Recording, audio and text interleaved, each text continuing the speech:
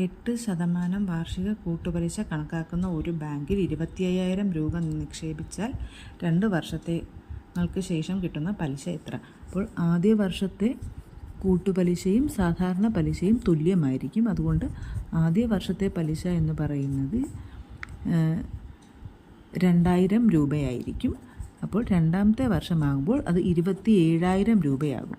ഇനി രണ്ടാമത്തെ വർഷമാകുമ്പോൾ 27,000-ൻ്റെ 8%. അപ്പോൾ 8,86,5. അപ്പോൾ രണ്ടും കൂടി കൂട്ടുക, 2,000-ഉം 2,160. ഇത് രണ്ടും കൂടി കൂട്ടിയാൽ 4,160 രൂപയാണ് കൂട്ടുപലിശ. കൂട്ടുപലിശ ആയതുകൊണ്ടാണ് ആദ്യ വർഷത്തെ ഒന്നുകിൽ ഫോർമുലയിലിടാം, അതിനേക്കാൾ കുറച്ചും കൂടി എളുപ്പം ഇതാണ്. ലോങ് വീഡിയോയിൽ കുറച്ചും കൂടി ഡീറ്റെയിൽ ആയിട്ട് എക്സ്പ്ലെയിൻ ചെയ്യുന്നതാണ്.